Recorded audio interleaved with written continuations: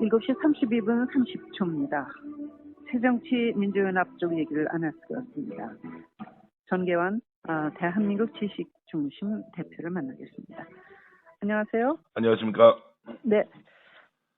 이제 완전히 갈 때까지 간 것 같아요. 새정연 쪽 안은요.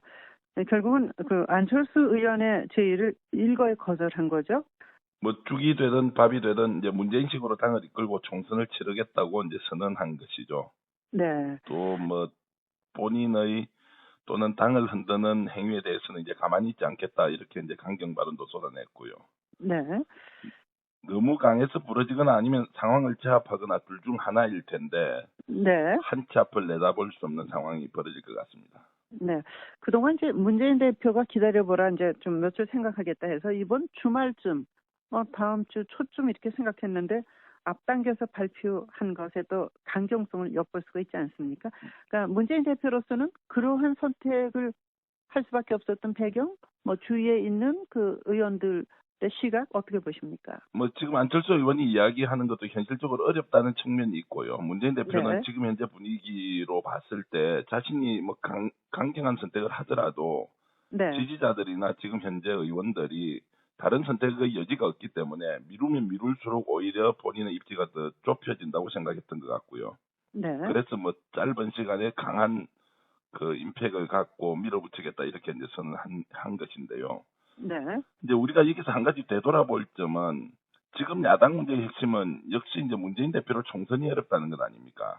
네. 문재인 대표도 이걸 잘 알고 있고요. 네. 네. 대표적으로 호남 민심이 또 그것을 말하고 있는데요. 네. 그러면 문한방 연대를 던졌을 때 문재인 대표가 이 문제를 당사자와 상의 없는 상황에서 곧바로 대국민 메시지를 던질 필요가 있었느냐.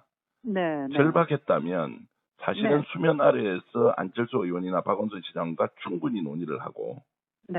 당사자 합의를 이끌어낼 정도의 협의 과정을 거치고 이것을 국민들한테 메시지로 던졌다면 네네. 이렇게 상황이 더 악화되지는 않았을 것이다.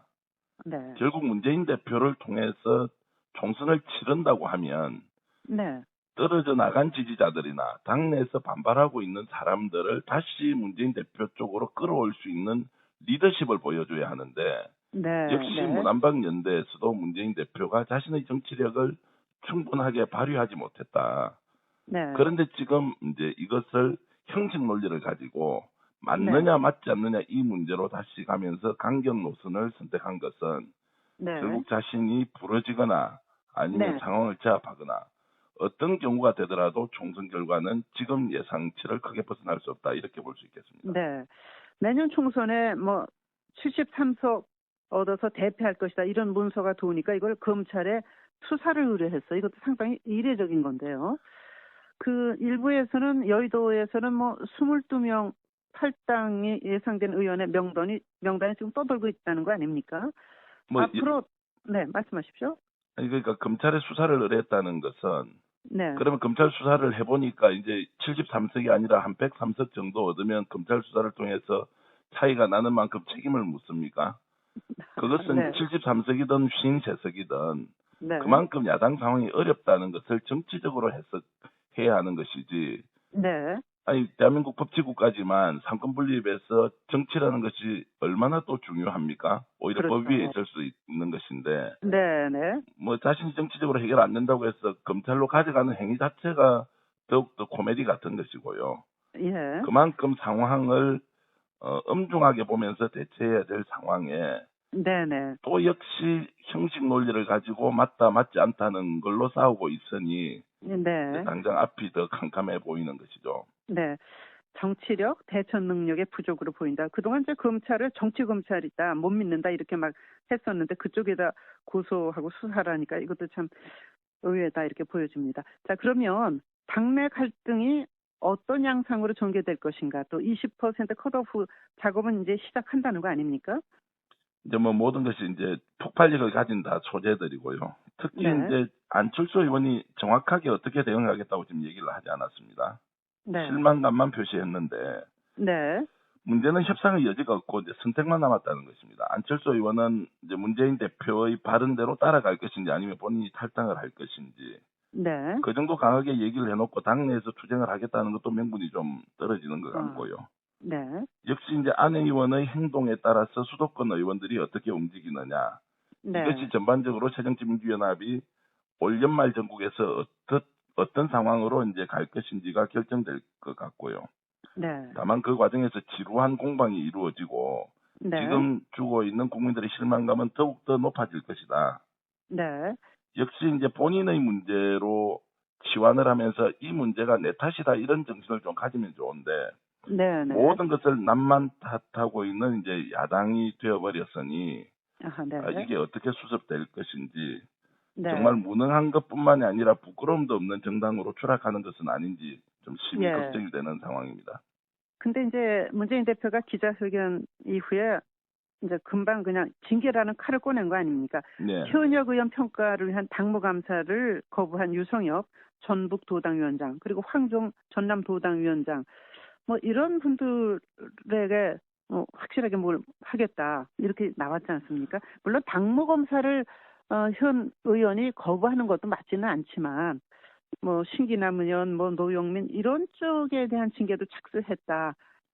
어떻게 보십니까? 그러니까 이제 칼을 쓸 때 자기 네. 편에는 유리하게 쓰고 상대편에는 아주 매우 매섭게 쓴다는 이제 이런 네네. 뭐 어쨌든 불공정 시비가 있는 것 아닙니까? 네네. 근데 지금 이제 선언적으로는 당무감사 거부에 대해서 중징계를 할 것처럼 하지만 네. 막상 그런 결과가 나올 것인지는 저는 미지수라고 보고요. 아, 노영민 네. 의원 건이나 신기남 의원 건도 지금 네. 현재는 국민 여론이 워낙 안 좋으니까 네. 강하게 징계를 할 것이라고 하지만 또 그 결과도 알 수 없다.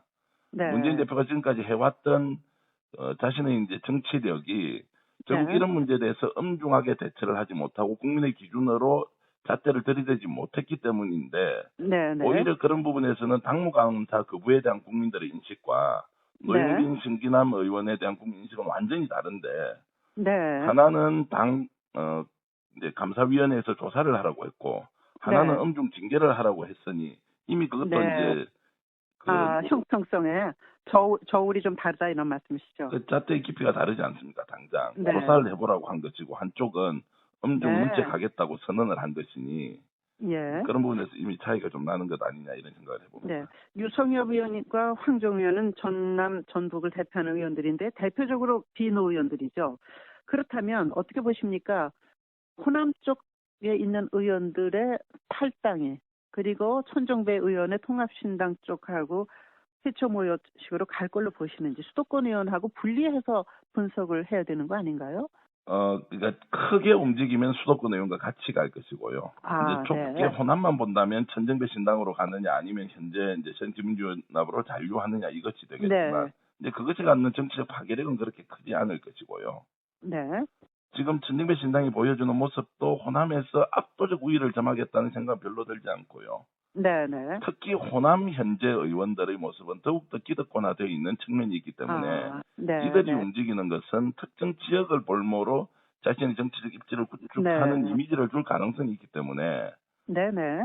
그 상황을 넘어서는 어떤 새로운 파괴 또는 신당 활동들이 예. 있어야 되는 것이지 호남 예. 기득권 의원들만 가지고 움직인다는 것은 저는 좀 상상하기 어려운 아. 것이다 이렇게 봅니다. 뭐 정치가 지금 막 너무 얘기가 많은데 일단 내년 예산안 통과시킨 국회 쪽으로 좀 가도록 하겠습니다. 네네. 쟁점 법안 처리 입법 전쟁에 돌입했다 이렇게 보는데 노동개혁5법 뭐 이것까지 포함해서 어떻게 할 것 같습니까? 임시국회에서. 이제 뭐 여야 물러설 수 없는 이제 상황이 됐고요. 그만큼 중요하다는 것이기도 하고 사실 우리 사회에서 반드시 가져가야 될 문제이기도 한데 네네. 역시 이제 노동시장을 유연화하겠다는 자본의 논리도 일정 부분 맞고요. 네. 또 다른 한 측면에서는 노동시장이 안정화보다 또 더 중요한 게 없지 않습니까? 네. 다만 이런 문제가 이제 새로운 대한민국의 그 자본과 노동에 대한 규정으로 가기 위해서는 네. 특정 집단을 대변하는 새누리당의 뭐 기업 대변 또는 네. 그 야당의 노동자 대변 이런 부분보다는 조금 고통스럽겠지만 이것을 극복하면서 우리 사회가 전반적으로 발전하는 방향으로 논의가 되고 있느냐 네. 이런 부분들은 좀 적극적으로 생각을 해볼 필요가 있다. 네. 오히려 지금 양대 진영, 자본 진영의 기득권 논리를 새누리당이 대변하고 네. 노동기족이라고 지칭되는 대기업 노조를 대변하는 것이 오히려 야당이라면 네. 그 내부에 있는 기득권을 어떻게 깨느냐가 더 중요한 문제임에도 네. 마치 이익 집단을 대변하는 것처럼 나오는 이런 모습은 좀 생산적인 결과를 얻기 어려울 가능성이 높다. 이런 걱정을 좀 해봅니다. 네. 노동조합에 속해 있는 근로자보다 노동조합이 없는 근로자가 70, 내지 80% 이상 되기 때문에 훨씬 더 그렇습니다. 많은 거 아닙니까? 네네. 예. 그러면 노동시장이 이제 정상적으로 돌아가려면 대기업 네. 노조비를 내는 노조가 아니라 네. 거기에서 소외되고 있는 약하고 가난하고 힘든 쪽에 있는 사람들의 네. 노동 문제를 어떻게 할지 이래야 국민적 좀 설득이 되지 않겠습니까? 그렇죠. 근데 지금 예. 현재는 어쨌든 노동은 노동의 기득권, 자본은 네. 자본의 기득권끼리 충돌하는데 여야가 있으니 오히려 거기에 빠져 네. 있는 상대적 소외자들이 더욱더 힘이 드는 상황이다. 이걸 좀 예. 국회가 제대로 쳐다봐야 한다. 이런 주문을 드리고 싶습니다. 예.